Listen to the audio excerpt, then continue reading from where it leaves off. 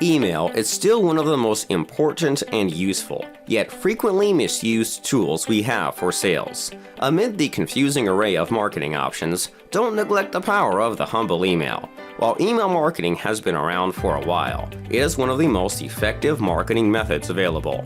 An updated strategy is required if you or your sales team still utilize email the same way you did 2 years ago, let alone 5 or 10. Tune in to the Dominate Your Market podcast as Jay Schwedelson discusses the possibilities for businesses to expand more through email marketing and how businesses could capitalize on it. Welcome to the Dominate Your Market podcast, where we interview leaders, CEOs, founders, and high-impact business development professionals to get their insights on how you can grow your business efficiently, build an amazing company, and still have a life. Today's guest is Jay Schwedelson, who is the founder of SubjectLine.com. SubjectLine.com is a free grading tool with over 15 million subject lines checked. Holy smokes. Welcome to the show, Jay. Thanks for having me. Excited to be here. You know, I have to say, I went to your website doing a bit of research on you, and I don't think I've seen that much information on a homepage in my entire life, because as I started scrolling, the pages kept going and going. Right. I will tell anybody that wants to learn more about marketing and email marketing, especially in subject line, to go to your website at the end of this thing, because holy smoke, do you have a lot of information on that site. Oh, nice. I appreciate that. Yeah, you know, the world of email, which is a lot of my world, is people think it's a legacy channel. They think it's old. They think it's dead. But that couldn't be further from the truth. It's never been more relevant, more important, or more responsive. And it's always changing. Even though it seems legacy, it's always changing. So we try to share information about, the latest tips and tricks and everything that's going on. Well, I can't wait for you to share some of those. And I did have a question about, is email dead? But before that, give us your background a little bit, where you came from, how you got to where you are now.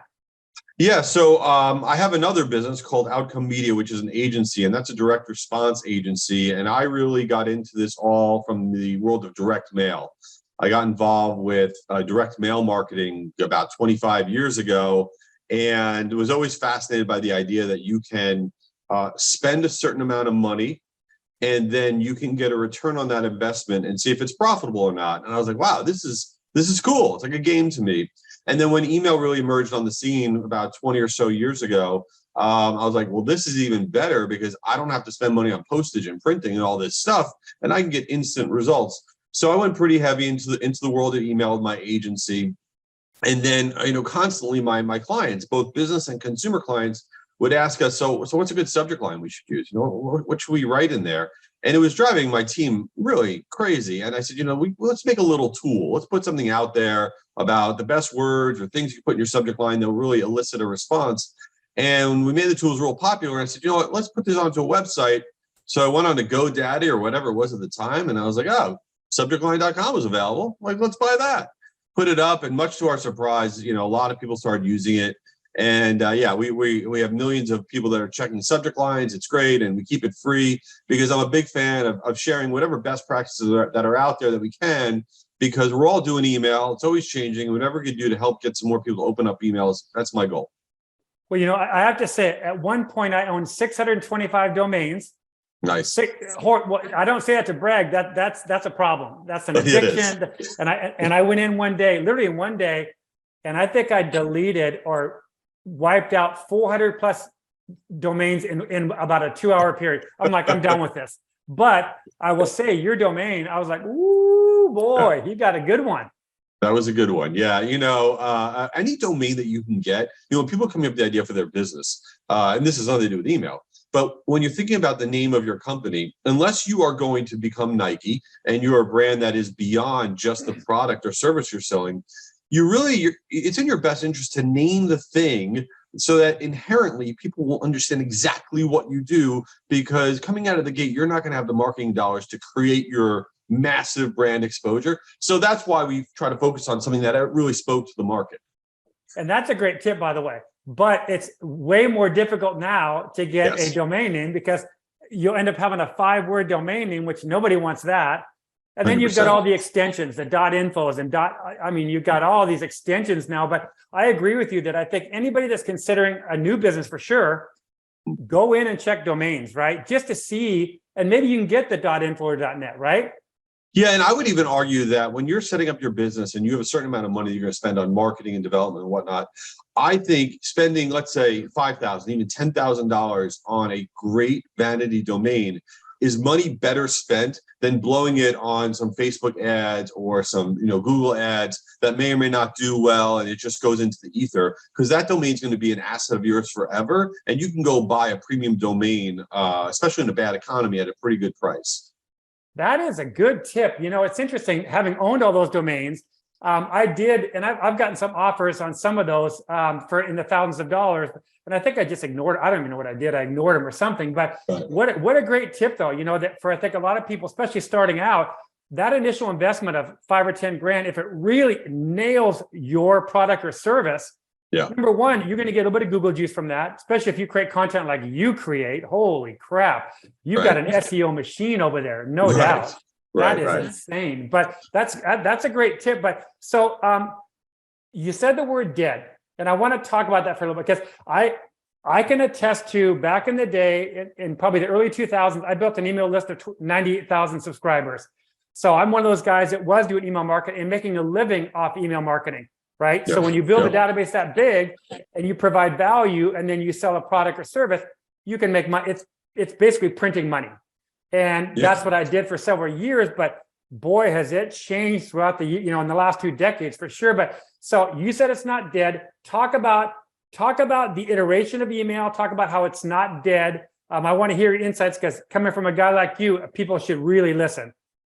Well, to your point, when email first started, there weren't that many marketers using it for, sending out emails. We were sending one-to-one communications. Then obviously, over the last 20 years, it's become a primary marketing channel. So look, there's 25 million businesses in the United States, and I would argue that probably 99% of them do email to some extent.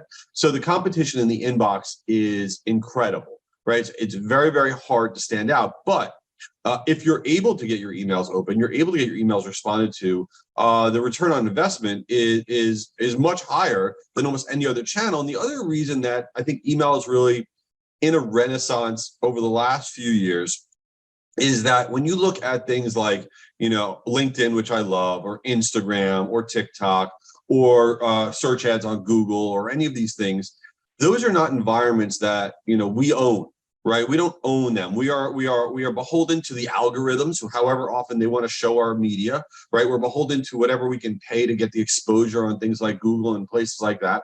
But when you grow your email database, that is something that you own. You're in control of how often you send it, how you communicate with people, and it's one of the only opportunities anymore in marketing where everybody that you want to receive your communication will get it. Right, if you put a post up on Facebook or on LinkedIn, a fraction of your network's going to see it. So it's one of the last owned categories of marketing that allows you to be exposed to your entire audience anytime. Now, the problem is everybody's realizing that, right? We're entering into this cookieless world. So there's going to be less ability to do really good targeting. So more and more focus on email. So then the focus is get the emails open.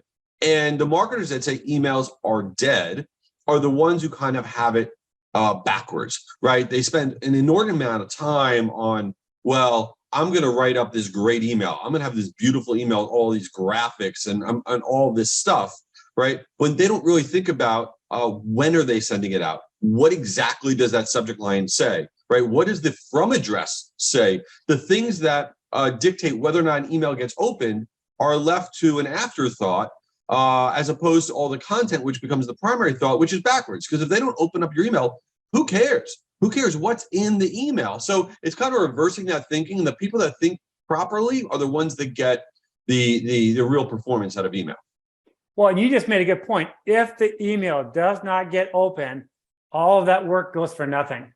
Absolutely. Right? And some people put a lot of amount of resources into, the email templates, the formatting, the graphics, and all of this stuff.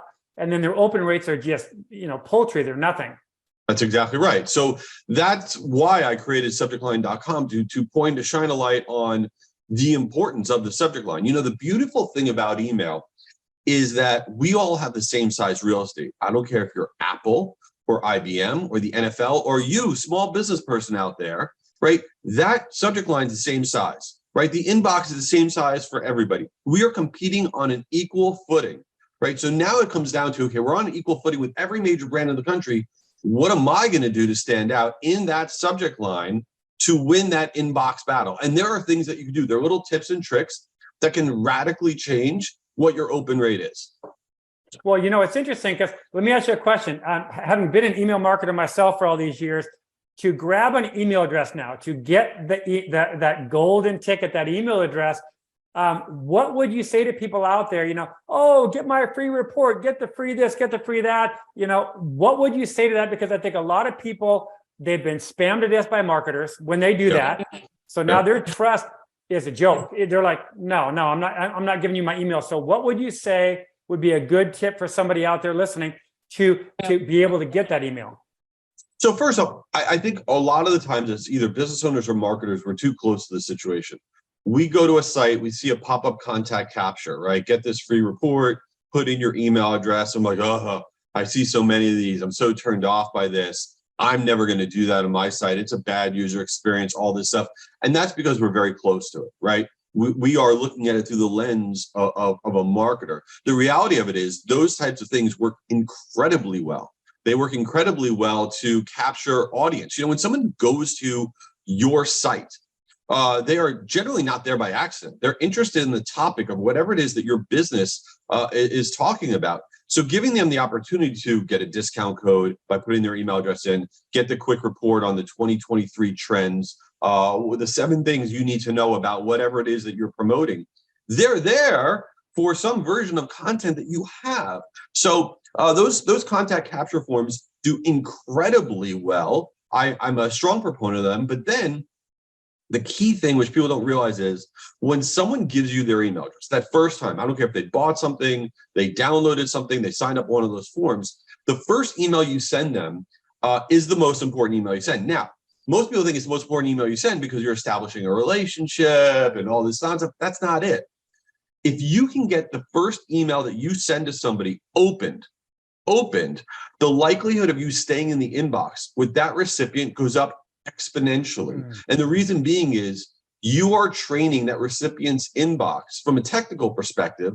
You're saying, hey, when you get that email, that first email, you're saying, hey, I like this sender. I know it's a new sender, but I'm opening this email because I'm interested in it. And then when you send future emails, the likelihood of going to the inbox is way into the stratosphere higher because they opened up that first email. So what's critical is there's no more important subject line than the subject line of that autoresponder email and that first email. It needs to say something like, congrats on subscribing, something just for you inside, or thanks, check out what's in here, ... or special VIP gift for our new subscribers, ... I don't care what you say. You got to get that email open. It's not even about getting clicks or more sales. It's teaching your system and the sending system that you like each other. And that's how in future emails, you will have a higher open rate. And most marketers don't think of it that way. It's interesting because you said something that I'm going to kind of batch together, provide value. Yeah. Get this inside the first email, get that. Everything you said about that subject line was something of value, right? Absolutely. Listen, in marketing in general, and I think in business in general, I think the mantra needs to be give, and then ask, right? It can't be ask, right? That doesn't work. That's how people ignore you, become wallpaper. If you give content, you give thoughts, you give thinking, right? People are going to look at you as a thought leader. And then when you ultimately ask, say, hey, would like some of your time, or I want to talk to you about this product or this service or this thing, they're going to want to listen because they're getting value from you. So those first series of emails should really have nothing to do with whatever it is you're trying to sell or promote. It's you establishing yourself as something that is going to be of value to that individual. And then you could ultimately ask. But that's kind of the roadmap for success that at least I found. And I think that's where so many companies are blowing it. They're blowing it. All they do is send out an email about them. Yes. Their company, their products, their services. It's just a joke. And 20 years later, and even with resources like your website, come on, people, stop. The marketing department, stop being so dang lazy and just put a little bit of effort into it. And hopefully, I'm going to get you a lot of exposure for your website because I think it's amazing. But let me ask you a question on the lead capture, because I've done hundreds of them for clients. Yeah. What do you think about thank you pages? Thank you. You mean exit lead capture? Redirect pages after people put their information in. Yeah. Well, first off, when somebody goes and they download something from you or they buy something from you, they are never going to be more interested in you than they are at that moment. Right there. Right? Ever. Right? When you buy something on Amazon, what do they immediately do? They go, oh, here's some other stuff that people have bought, just like what you bought, right? They care about you. They're into you, and they want to know what else you got.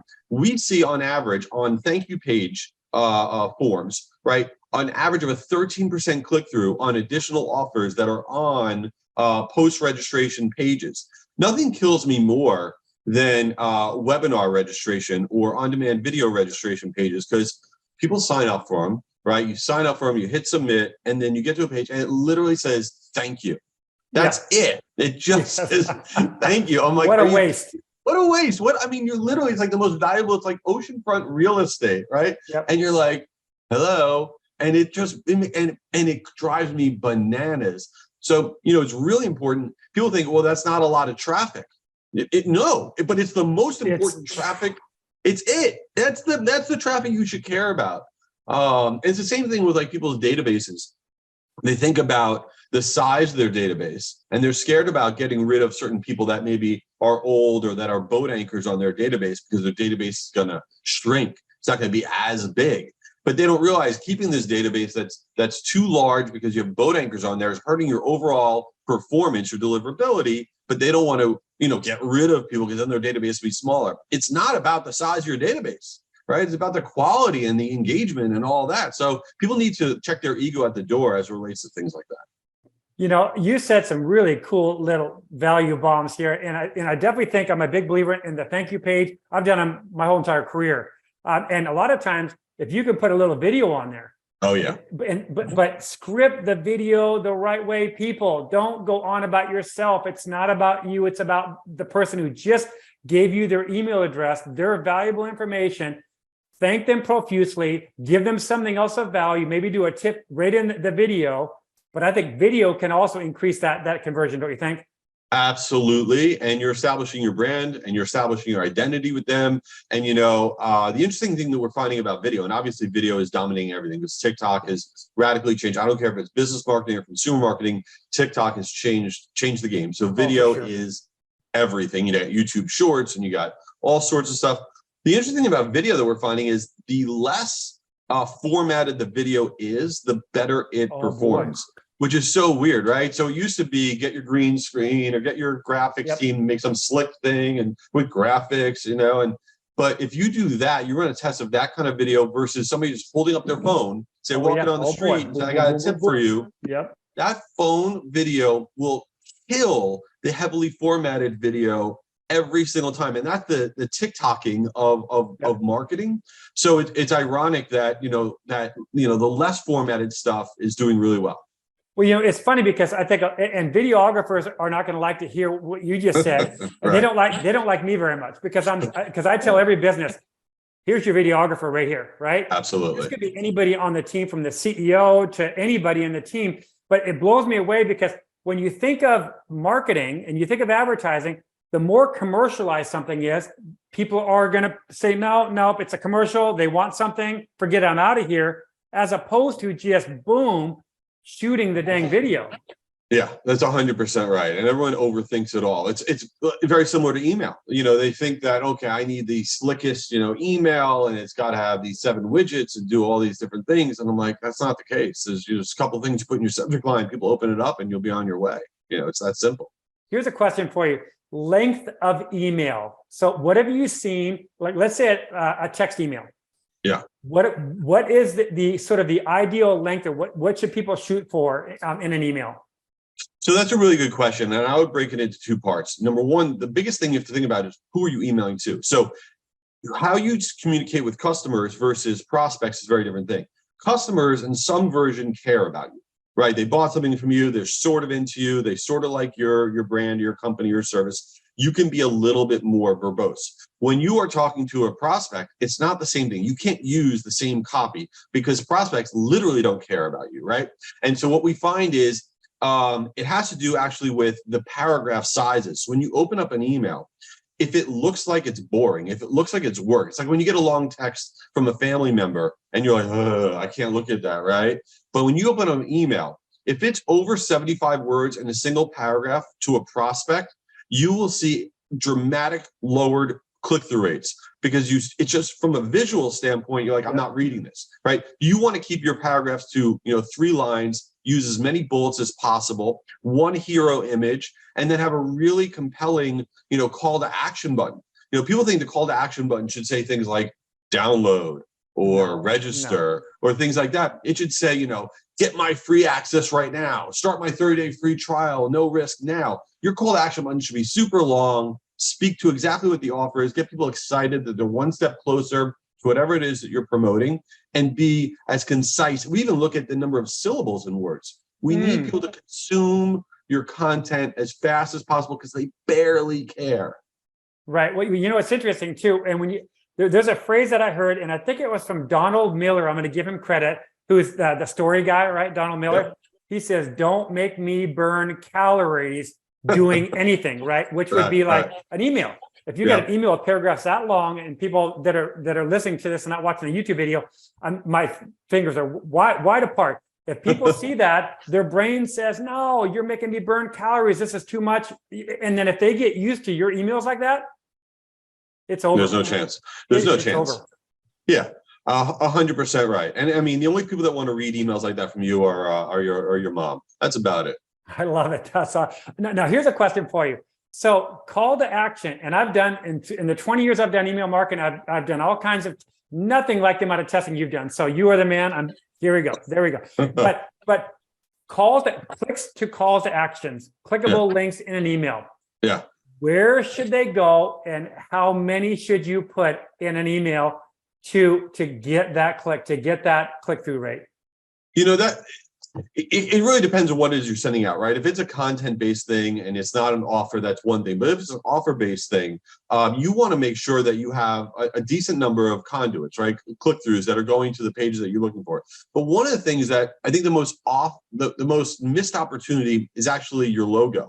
People don't realize that 20% of all click-throughs in emails are on the logo that's in the email, right? 1 out of every 5 clicks. And what do we all do with the logo in our email? We send it to our homepage because we don't think about it. It was made by some designer. Terrible. Who cares, right?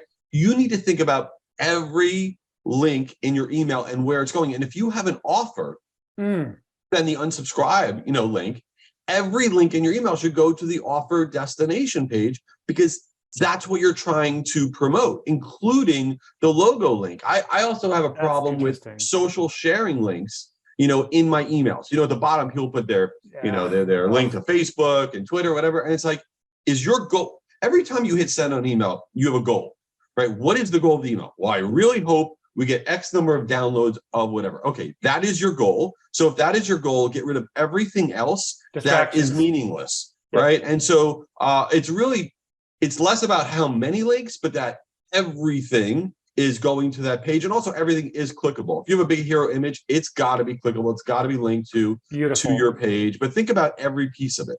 I love that the logo. That's a good value bomb. That's 20%. Now, my mind's just going crazy. Gosh dang it! And I had a really, really good question. I have another question, but so like the call to actions that are text links. Yeah. Let's say there's 2 or 3 in an email, right? Or let's say there's 2. Would you recommend keeping the same text, or would you like to change it up and just kind of get them thinking a little bit differently for each one of the text links? That's a really good question. It's also a great test. We see it does better when they are different. Because one, obviously, if they're scrolling down, one didn't capture their attention, maybe the next one will, even if they're going to the same place. But again, everything is always, about testing. Even stuff you see on like subjectline.com, we may give you a recommendation about, stick an emoji in the subject line, or do this or do that. But you're going to want to run your own, A/B tests, because I have a big issue with best practices in general that you find out everywhere on the internet. I'll give you an example of what's probably the worst email best practice on the planet, which is just garbage, which is spam trigger words. Okay, if you go out and Free. Google right now, what are words to avoid putting in your subject line, your body copy, you're going to see hundreds of words from major companies saying you can't put these words, you can't put free in your subject line, all this different type of stuff, because you go to the spam folder. That is information from 15 years ago. Okay, that is legacy information based on old methodologies of filtering. You don't go to the junk folder because of the content of what you're putting out there. You go to the junk folder because of lack of engagement, of opens and clicks, and the sending reputation of your infrastructure. But if you Google today, you'll see 100 articles that say the exact opposite, right? And so the marketers that think, well, I can't use the word free, or I can't use an emoji, I can't put an exclamation point, or I can't capitalize. I want you to go back to your own inbox and look at every major brand that you get emails from, and look to see if they are doing the exact things that you are avoiding doing. And the answer is they are. Every single one of them. So it's important, we look at best practices and you say, oh, I can never do this. That would be the first thing I would test, because that's probably going to work the best. God, that's incredible, because I would have told you, I would have said, I would have been like that group of, don't put the word free in there. Don't put the word, all these words that could potentially trigger spam. But now you're saying, and you're 15 million subject lines tested. I mean, I think you kind of know what you're talking about. Yeah, look, like I said, go to your inbox. I want you to look at what everybody else is doing. You say, oh my God, there's free, there's capitalization, there's a dollar sign, there's an exclamation point, there's a question mark, there's 3 emojis. Why can they do it? And they're in my inbox. I'm not looking at my spam folder. They're in my inbox. How come they can do it? How come I can't do it?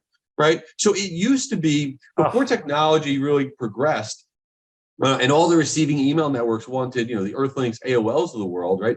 They wanted to be able to get rid of spam. There was no ability that they had to filter anything. So the only thing you could look at was content. Now things have changed a lot, and you can look at what's, the sending reputation of your IP address or your domain, and are people interacting with it? The ironic part is the very things that we all avoid as marketers, things like free and capitalization, all this stuff in the subject line, are what causes more people to open up emails. And because people open up more emails, you actually have a greater likelihood of staying in the inbox because of that engagement. So the stuff that people tell you to avoid are actually the things that will cause you to stay in the inbox rather than go to the junk folder. And by the way, 20% of all email, I don't care what brand you are on the planet, goes to the junk folder. So if you send out a campaign and you see some of it go to junk, like, oh my God, I wrote the wrong word, I sent it on the wrong day, my list is a disaster. 20% of all emails go to the junk folder for every brand. It is the nature of the internet. So don't chase your tail on a few emails going to the junk folder. Oh, that's good. You have dropped so many good value bombs. Okay, we're winding down, but I want to ask you a very hot topic. Yeah.